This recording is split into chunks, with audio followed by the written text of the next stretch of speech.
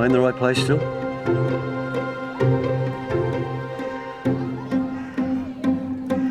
So I actually thought your house was further down that way, but I didn't realise. No, this is it, and where that house is, we had our driveway, I think it's probably in here somewhere, and that was the strawberry plantation there.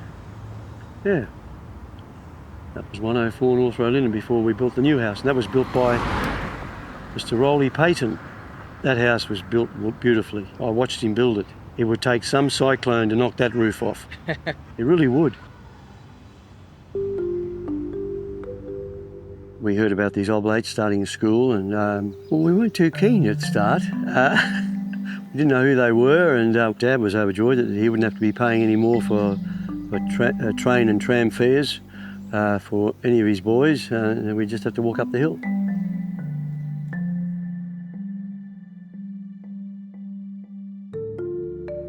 Yes, it all became very excited as we realised that, hey, we're going to be the first, we're going to be starting this school. I remembered coming up with Mum for an interview with Father Long. He interviewed all the incoming students and their parents. I remember him asking me, are you going to help us to build a good community here in this school? I said, oh, please, yes, I'd like to. He always appreciated that you came up to serve Mass for him. One morning was a public holiday, and I didn't come up. I said, oh no, I thought you'd be having a sleep in, Father, it's a public holiday. He said, John, don't presume anything. Don't presume anything. Had some great expressions. So, Mr. So-and-so, you're a buffalo, and my sincerest apologies to the buffaloes. Don't yawn, child, you'll get lockjaw. Did you go home via Cairns last night? Would you stop looking out that window like a cow looking at a train? Pay attention.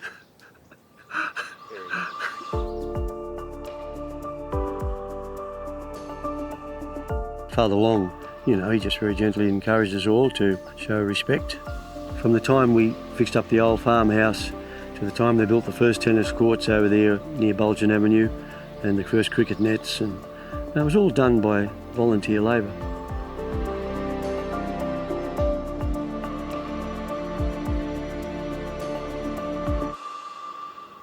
As boys, we were having fun. We probably weren't aware of what our parents and everybody was going through at the time, but yeah.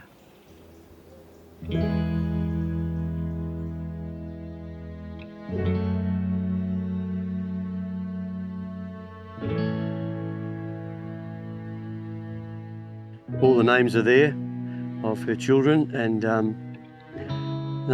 Thelma was a wonderful lady, and she taught at Lewards Hill, sewing and cooking and so on, the girls there during the war, and then she looked after 7 of us. 1919, 3 days before Christmas. Very grateful for all the magic moments we spent together, really. They were busy years for us as boys too, because the priests were trying to establish the educational standards in the college. So, yeah, we had to be disciplined. We had to learn how to pay attention and focus, and we even had Saturday morning classes for some things that he felt we were weak in. And so we worked even harder because we didn't want to have Saturday mornings back to school. No thanks. We prefer to be doing working bees rather than school. And Father Henry McFall, of course, was the new rector after Father Long. He carried an incredible load because he had the burden of getting us all up and getting us through junior and senior, and they were really great men. I think that's where the seed of my vocation was sown. Father Pat O'Reilly came over and gave us our last 2 senior retreats, which we didn't go anywhere for. We had to have them here, but we just had a quiet time in some part of the property where there wasn't any noise, and he just encouraged us to ask the Lord to help us to see what he wanted us to do with our lives. So I did that, and I made my decision to join the Oblates. Looking back now, sort of very grateful for all that I received on my pilgrimage, through Iona. I wouldn't be where I am without the Oblates coming here, laying down their lives for me and my classmates.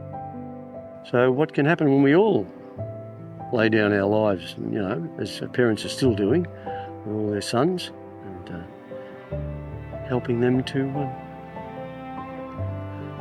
to do good